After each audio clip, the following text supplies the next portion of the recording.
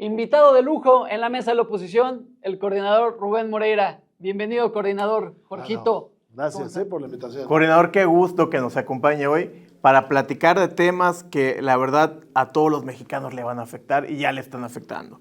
El cierre y todas las acciones que está haciendo Morena y qué viene para el 25. Viene la destrucción desde ahorita para el país. Vienen peores cosas para el 2025. Morena está haciéndolo todo con las patas. Francamente, parece que su intención es, sí, quemar este país, destruir este país. Coordinador, ¿usted qué piensa de cómo están comportando estos ganapanes? Bueno, estamos en un momento donde ellos no terminan con un sexenio y no pueden empezar con el nuevo. ¿Esto qué quiere decir? Que sus políticas públicas se confunden, que el nuevo gobierno no tiene una identidad propia, que vienen arrastrando problemas del anterior, que la presidenta al parecer va a tener que lavar los platos rotos de 6 años de desacierto, de 6 años de descontrol presupuestal, de 6 años de problemas con la conducción del país, de 6 años de inseguridad, y así está empezando el nuevo gobierno, con mucha violencia, con votaciones de legislaciones que le heredaron, sin un rumbo claro, y bueno, por eso pareciere que las cosas no tienen una salida, ¿no? No se escucha a la oposición, no se escucha a las dirigencias de los partidos políticos. Coordinador, luego nos preguntan en los comentarios de estos programas, ¿a mí en qué me afecta que Morena apruebe, elimine, rechace lo que está pasando en la Cámara de Diputados, en el presupuesto? La gente muchas veces ve lejano el tema del legislativo.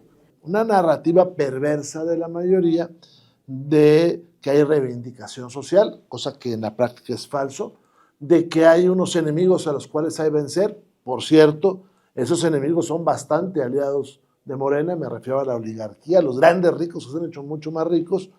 Hay una narrativa falsa de que están cerca de la gente. ¿Y por qué digo falsa? Porque hay menos hospitales, hay menos servicios públicos, hay menos educación, hay menos becas, hay muchas cosas que son menos.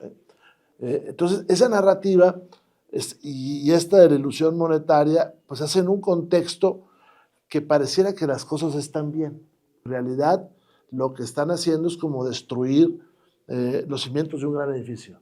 Es como cuando la termita se mete a la casa de uno, ¿no? Pues tú ves la casa que está completa, pero un día se empieza a tambalear. Y tarde o temprano puede caer. Coordinador, en este sentido, usted siempre ha sido muy bueno en bajar a términos prácticos del día a día de las personas estos temas. En el tema del presupuesto, que normalmente las personas dicen, bueno, es dinero que se va a gastar el gobierno, su dinero no, que es dinero de la gente. Como viene el presupuesto, ¿usted qué riesgos ve en términos de lo que cada persona vive en su metro cuadrado del presupuesto que propone Morena? A ver, si usted tiene un muchacho que estudia en la Universidad Autónoma Agraria Antonio Narro, va a llegar menos dinero a su universidad, por lo tanto va a haber más inestabilidad, porque los profesores igual no reciben su sueldo, o no va a haber mejores talleres para que sus muchachos estudien. Si usted tiene un hijo que está en el CONALEP, lo mismo va a pasar, salvo que lo corrijan, va a haber menos presupuesto. Si usted tiene una enfermedad como el cáncer, pues preocúpese, porque hay menos dinero para los centros médicos nacionales, ya lo estamos viendo, hay menos dinero para investigación, hay menos dinero para prevención, va a haber menos dinero para vacunas, va a haber menos dinero para combatir las adicciones, va a haber menos dinero en seguridad. Entonces, si usted vive en Sinaloa, pues las cosas no van a mejorar mucho, cuando menos no hay tanta posibilidad de que suceda. Hay menos dinero para atender la migración, hay menos dinero para mejorar la cultura, en un 40% menos, aunque yo digo que eso no es cierto, porque, y me dicen, ¿por qué no es cierto? Pues porque el gobierno se va a gastar el presupuesto en pitos y flautas, ¿no? Entonces, en instrumentos musicales. Pero realmente sí le afecta a usted en la vida de las personas. Cuando hay menos dinero para seguridad, pues aumenta la extorsión, aumenta porque no se cuida. ¿Cuánto le bajan a la seguridad, coordinador, en este presupuesto? Pues le van a bajar como un 30% más o menos.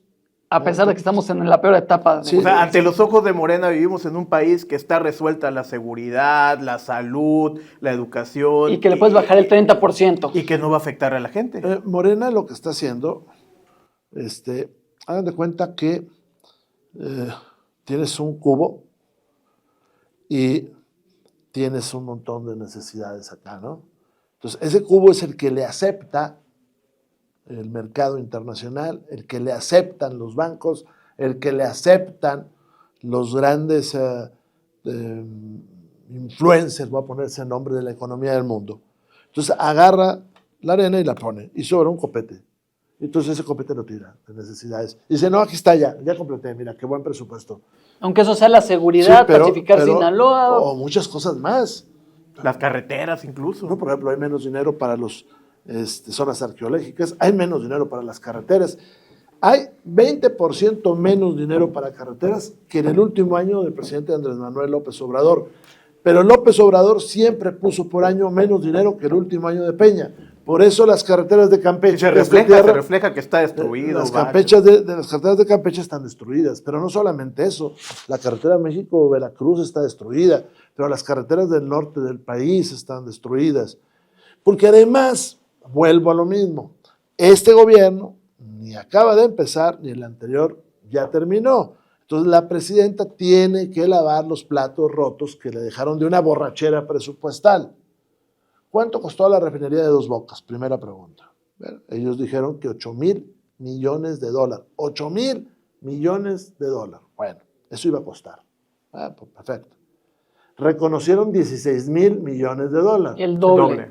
Espérame, pero gracias a la transparencia sabemos que costó $24,000 millones. Bueno, ese boquetón, ¿cómo lo están cubriendo? Pues lo están cubriendo, o lo cubrieron en su momento, de no destinarle dinero a las escuelas, a las carreteras, a todo esto, la arena, ¿no? Ahora, la línea aérea, esta es la de Mexicana Aviación, ajá. Es una línea que no vuela, es una línea que no tiene futuro. No genera. Bueno, a esa hay que destinarle 900 millones de pesos de subsidio. O sea, de subsidio, no de otra cosa, sino para que siga volando. No de inversión. De Es quemar el dinero eso. Entonces, ¿eso qué te afecta? Pues que la mayor parte de los mexicanos no suben avión y está pagando los boletos de avión. O, por ejemplo, el Tren Maya, que puede ser en lo general una buena idea, pero en lo particular se instrumentó muy mal. Le vamos a destinar este año 40,000 millones de pesos más. Sin embargo, a Campeche le bajan el presupuesto en 16,000 millones de pesos. Perdón, Entonces, le bajan a Campeche en un 16% del presupuesto y a Yucatán en un 42% del presupuesto. Entonces es una hipocresía esto de rescatar el sureste del país, de querer apoyar a las zonas que históricamente han estado desfavorecidas, que sí, en muchos sentidos ha habido desigualdades, pero es un discurso contradictorio, hipócrita, decir que quieres apoyarlos con el Tren Maya, pero al mismo tiempo les quitas el presupuesto a los estados por donde atraviesa. Pero al Tren Maya hay que dedicarle además 2,000 millones de pesos de subsidio. O sea, no de construcción, esa es una parte, sino 2,000 millones de pesos de subsidio. Es decir, para que pueda el tren circular, no solamente la gente tiene que pagar el boleto, sino le tenemos que dar 2,000 millones de pesos de subsidio. Y pasa lo mismo. Y lo mismo no se puedo sube decir, al tren. lo mismo si tú no te subes al tren, pero pagas. Lo mismo te puedo decir del AIFA o te puedo decir de muchas cosas. Ahora bien, entender esta parte. Estamos hablando de que el dinero que la gente paga como un impuesto está destinado en un presupuesto mal planeado por el gobierno de Morena, que más allá de mejorar el país, está yendo a necesidades que no son las primordiales, o a proyectos que están quemando el dinero, como hablábamos ahora del Tren Maya. O a pagar deuda. La mayor deuda que ha tenido este país en la historia la tenemos ahora. Aunque el señor que se acaba de ir a su rancho, ya saben el nombre, dijo que no había deuda, que no nos íbamos a endeudar en todo su sexenio. Y que... Andrés dijo muchas veces que no se iba a endeudar. El presidente Peña dejó una deuda histórica, esto es de toda la historia hacia atrás del país, de un poquito más de 10 billones de pesos. El presidente Andrés Manuel prácticamente dejó de deuda 18 billones. Casi la dobla en 6 años. Casi la dobla, y para este año habrá otro, para el año siguiente, vaya, se está programando 1.5 billones de pesos más. Ellos dicen pues, que hay países que tienen más deuda, pues sí, los ricos normalmente deben más que los que no lo son tanto. Ellos dicen que el componente del PIB que equivale a la deuda no es tan grande, ya es de más del 50%, pero dicen los japoneses tienen más. Pues sí, pero Japón tiene otra realidad, tiene un sistema financiero distinto. Produce más. Produce más. Nosotros acá no somos productores de origen, somos maquiladores, somos autoparteros, somos armadores, que lo hacemos muy bien, pero no estamos generando nueva tecnología como por ejemplo los coreanos o los japoneses. No tenemos un mercado tan grande como el de los americanos, entonces el tamaño de nuestra deuda es muy grande. Hoy se destina mucho más dinero al pago de la deuda, me refiero a la que contrajo Andrés Manuel, que a los programas sociales. Se destina más dinero al pago de la deuda que lo que se envía a los estados. Esa es la realidad, y se van a seguir endeudando.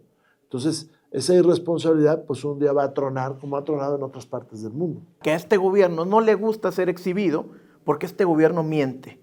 Y el gobierno de Andrés Manuel mintió incluso con la deuda, incluso con lo que se destinaba a las megaobras de Andrés Manuel. ¿Qué le depara a México caminando a ciegas?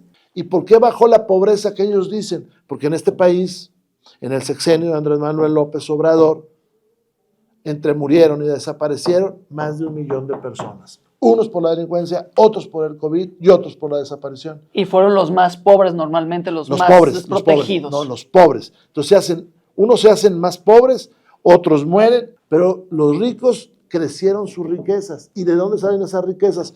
De los que se están haciendo más pobres. Es medio complicado de explicar. Y demasiado perverso por parte Sí, del sí, gobierno. porque si Morena se la pasa repitiendo, el coordinador lo ha hecho muchas veces, que eso no tiene de izquierda nada, pero se la pasan diciendo que primero los pobres, que el pueblo y que la izquierda. Bueno, estamos viviendo la gran mentira de un gobierno, un teatro, un engaño. Montado en la narrativa. Exacto. Está montado en una narrativa que polariza. Polariza. Mira, ahora está pidiendo unidad nacional por el tema del TEMEC. Yo estoy de acuerdo. Sí, nada más que estoy de acuerdo siempre y cuando el gobierno se muestre con apertura a las oposiciones. El presidente de nuestro partido no le habló a la jefa de gobierno, le habló a la jefa de Estado, me refiero a la toma de protesta de ella, donde Alejandro Moreno hace uso de la palabra. Entonces, en su discurso, no le habla a la jefa de gobierno, le habla a la jefa de Estado y le dice, estamos aquí listos para dialogar. ¿Quién le contesta? Aunque es la misma persona, no le contesta a alguien que se asume jefe de Estado, le contesta a alguien que se asuma jefe de gobierno y le dice, bueno, a las oposiciones les digo que yo no hablo más que con el pueblo. ¿Qué va a hablar mi secretaria de Gobernación? Pero el PRI le propuso hablarle a la jefa de Estado, a la que está pensando en el bien de todos, de la mayoría, de la minoría, de los que están por nacer, de las siguientes generaciones. La oposición tiene que decir claramente quién es el responsable de lo que está pasando en Sinaloa. ¿Quién es el responsable? Morena. Morena es el responsable porque tienen los gobiernos municipales, tienen el gobierno estatal, tienen el gobierno federal, tienen el Congreso local y tienen el Tribunal local. Ellos son los responsables, lo están haciendo mal. Oye, ¿eso es mezquino? No, eso no es mezquino. Mezquino es hacerse Ser tonto como claros, ellos. precisos Es la función. y demostrar. A ver, el PRI gobernó con aciertos y errores, pero aprendió y eso hace falta hoy. Y padeció el haber Sí, gobernado claro. mal, ¿no? Y hoy hace falta en México precisamente esa capacidad, esa experiencia, pero está cooptado un gobierno de cerrazón, que no está escuchando, y no digo que sea una mancuerna de vida entre el PRI y Morena, pero el PRI gobernó, el PAN gobernó, hay que escuchar a la oposición. Por algo ya se cometieron errores en el pasado, ya se aprendió de ello, y lo trágico es que hoy se están repitiendo y empeorando esos errores por parte de Morena. Porque además ellos gobiernan con un 54% de los votos y la oposición tiene un 46%. Se quedaron con escaños a la mala por decisiones que yo no comparto del INE ni del Tribunal Electoral. Se quedaron con esos escaños a la mala Yo sí creo, Cordy, algo que mencionaba, hay que ponerlo muy claro. Ellos acusan que cuando se les señalan de sus omisiones, que son gravísimas en temas de seguridad, nos señalan como mezquinos, como que estamos siendo oportunistas. No, a ver, hay que dejarlo claro. Mezquino es que salga un gobernador a decir que todo está en orden cuando todos los días están amaneciendo Cuando fue un petardo y en realidad fue un bombardeo. Exacto. Me estoy refiriendo a Sinaloa. Sí, Sí. Y cuando todos los días está lleno de asesinatos, de masacres, la gente no puede salir, los niños, hay videos de cómo tienen que estar pecho tierra en las escuelas, pero ese gobernador está diciéndoles, vayan a las escuelas, sigan subiendo normal. No sean tan exagerados, empresarios, no sean tan payasos, están exagerando. Eso es mezquino. Pero es que se replica la narrativa del COVID, no pasa nada, abrácense. Es un gobierno que miente y minimiza, pero que los muertos los pone el pueblo de México, no los pone el gobierno. Sí, Quien los sufre no es es su la gente. familia, ¿verdad? Pero, hay que ponerlo claro, pero han sido muy eficaces en engañar. Y entonces la narrativa de ellos, y me regreso casi al principio, es perversa y se sustenta en esto que te digo, un placebo de que todo está muy bien, cuando en realidad te están atando a muchas cosas. Los programas sociales están en la Constitución gracias al PRI, pero el PRI exige que haya salud, seguridad, educación, y no que la gente, sobre todo la de la tercera edad, ese dinero que reciban tenga que írselo a gastar a un consultorio de una farmacia privada porque ya no hay IMSS, porque ya no hay ISSSTE, o si está en un centro médico nacional, aquí en cardiología o en el de nutrición, pues que no le tenga que decir el médico, oiga, váyase por las gasas. Entonces ahora la gente tiene miedo de perder su programa social porque dice, oye, pues no hay hospitales y si me quitan el programa social me quedo sin nada. Pero además hay una parte perversa. Cuando enfrentamos la elección, no solamente la enfrentamos contra Morena, la enfrentamos contra el presidente Andrés Manuel. Y ahí hubo muchas omisiones de los... Y metió mano negra hasta donde quiso. No, sobre todo la narrativa. Él, si ganan los conservadores, van a perder los programas sociales. Mentira absoluta. Sí, hizo propaganda todos los días desde la mañanera. Entonces yo conozco muchas personas, amigos míos, que dicen, oye Rubén, pues me gustaría votar por el PRI, pero me lo van a quitar. Y porque además estaba esa amenaza y los estaban molestando. Eso, primero, afecta la dignidad de las personas. Segundo, eso no es cierto, no te lo pueden quitar. Tercero, eso habla muy mal de un gobierno. Coordinador, con toda esta reflexión, con todo lo que estamos viendo y viviendo, para concluir, ¿cómo visualiza el 2025? Es difícil porque no quiero que se confundan lo que uno ve con un deseo. O sea, a mí me gustaría ver a México bollante, con muchachos estudiando, con muchachos que digan, voy a terminar la licenciatura y voy a hacer la maestría, pero así no lo veo. ¿Por qué? Pues porque tú ves que en la caja del presupuesto quitaron un copete para cumplir, porque hay insensibilidad, porque no le están apostando al mediano y largo plazo, le apuestan a mañana, a pasado, porque no escuchan. Ustedes han visto lo que hacemos en las cámaras, tanto en diputados como en senadores, donde les hemos advertido, vas a votar algo que está mal, de todos modos lo votan. Hoy la Constitución, y te lo puede decir cualquier muchacho que estudia leyes o cualquier abogado, pues está como un champurrado, pero o sea, todo revuelto, claro. batido, duro por un lado. Se autoeliminan lo que ya habían aprobado por no leer. A ver, por un lado, no leen. Por un lado tenemos la sentencia de que no debe de existir prisión preventiva oficiosa, por el otro le quieren agregar más motivos para la prisión preventiva oficiosa. Traen un relajo. Porque sí estamos caminando hacia un régimen dictatorial. No, es que el pueblo nos dio eso. Y le dijiste, ¿es legítimo utilizar la palabra pueblo? ¿O es faltarle respeto a la gente que tiene muchas preocupaciones y no le das un espacio para explicarle? Creo que es faltarle el respeto al pueblo. Sí, claro, su vecina es potente, la mañanera, ¿no? Sí, porque aparte ellos dicen, es que tenemos el aval ¿Para que esto sea más potente? Es que ellos dicen, tenemos el aval del pueblo porque tuvimos el voto. Pero mucho de lo que están haciendo ni siquiera estaba sobre la mesa cuando fueron las elecciones y cuando el pueblo decidió votar y darles una parte de la confianza. Y lo están llevando muchísimo más lejos. Puede ser un mundo ideal, por ejemplo. Exacto. ¿Qué pudiera pasar? Bueno, mire, vamos a cambiar la Constitución en su parte más profunda, que fue lo que hicieron. Lo vamos a hacer en 1 año y medio o 2. Vamos a hacer públicos nuestros debates durante tanto tiempo en televisión abierta, en radiodifusoras. Vamos a hacer abiertos 500 foros, pero antes va a haber un proceso donde cada mexicano va a tener por escrito las propuestas con una síntesis. Vamos a hacer un panel de expertos que va a estar revisando todo. Vamos a hacer muestreos y al final hacemos un gran referéndum. Eso es muy distinto. Y ahí sí podría decir si tienes o no el apoyo del pueblo, pero no puedes ponerte como emperador romano a pensar que tú encarnas al Estado y tu movimiento encarna a la nación y a todo el pueblo, y entonces decir, aquí el que manda porque el Estado soy yo. No, y la peor, decir, si me criticas, estás criticando al pueblo. Es una total falta de respeto a la gente, al pueblo. Se están burlando de la gente. Ejemplo, antes de que me corten ustedes. ¿La reforma al Poder Judicial es una reforma que va a mejorar la justicia? No. En absoluto, jamás. ¿Va a aumentar el número de jueces? No. ¿Vamos a tener jueces mejores? No necesariamente. ¿Por qué? Pues porque no se va a medir.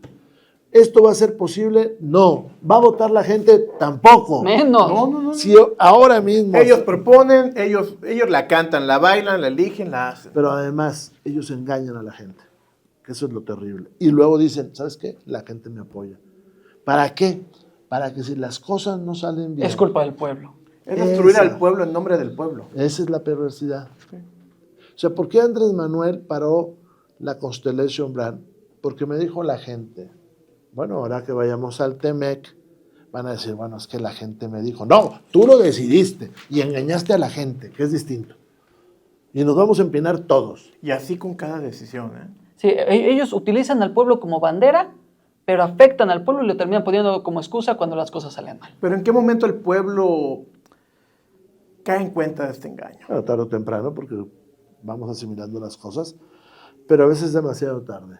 Robarle al pueblo su nombre para utilizarlo como un tema de legitimidad es una perversidad, pero además encierra otra más.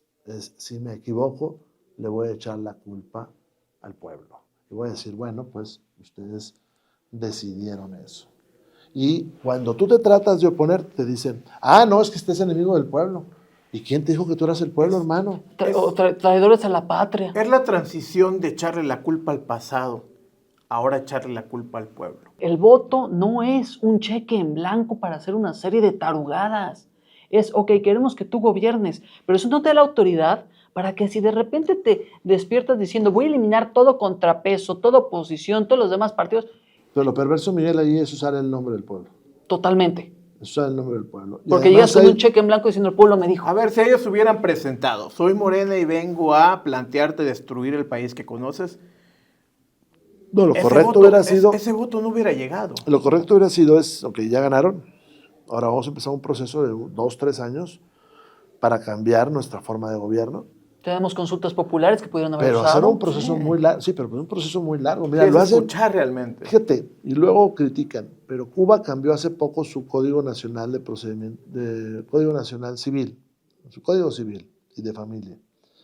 Creo que tardaron 3 años en hacerlo. Porque estuvieron consultando y consultando porque había temas ahí importantes como las familias, como los matrimonios, los divorcios, cosas así. Pues para llegar con la legitimidad. Pero tú no puedes decir, mañana voy a cambiar porque a mí me dio el permiso el pueblo. Espérate, no se lo pediste, te lo está robando, güey. Y lo peor es cuando esto salga mal, le van a echar la culpa al pueblo. Pues ese es el balance que tenemos en el país y lo que se viene para 2025. Un discurso, una narrativa, como bien mencionó el coordinador, perversa, malévola, genocidio que se vive en este país en términos de salud y presupuestal, un querer que la gente se someta, se esclavice a los programas sociales y que todavía le aplaudan al gobierno. Un país que si bien queremos que le vaya bien, por la falta de apertura y diálogo, se ve complicado. Coordinador, Jorge, ¿algo que quieran mencionar para concluir? Muchas gracias por acompañarnos, coordinador. Y siempre, créame, este es un espacio abierto para nuestros diputados, para los senadores, para el priismo, porque al final de cuentas es lo que dice, hay que hacerlo, hay que hablarle a la gente, hay que explicarle. Porque muchas veces Hay quienes pensamos, no, la política no nos toca, no nos va a llegar, no nos afecta, pero todo en este país se trata de lo que se decida precisamente en una Cámara de Diputados. Y despolitizar a la sociedad fue una actitud consciente que tomaron ciertos grupos de este país para decir, no te preocupes, sí, no te preocupes para conducirnos ellos, pero hay que regresar a aquellos tiempos donde en el café, en el abarrote, el domingo en la casa se hablaba de política y se hablaba con información. Hay que regresar a aquellos tiempos, aunque hoy se haga electrónico, de que en la mesa, en el desayuno, un sábado de la mañana, la abuela leía las noticias y le preguntaba a los muchachos cómo les veía. Hay que regresar un poquito a esos tiempos. Muchas gracias por acompañarnos, coordinador, siempre es un gusto. Y a todos los que nos están viendo, seguimos aquí platicando con actores principales de la política nacional. ¿Para qué? Para que tú entiendas precisamente qué está pasando en este país. Aquí nos vemos. Hasta pronto.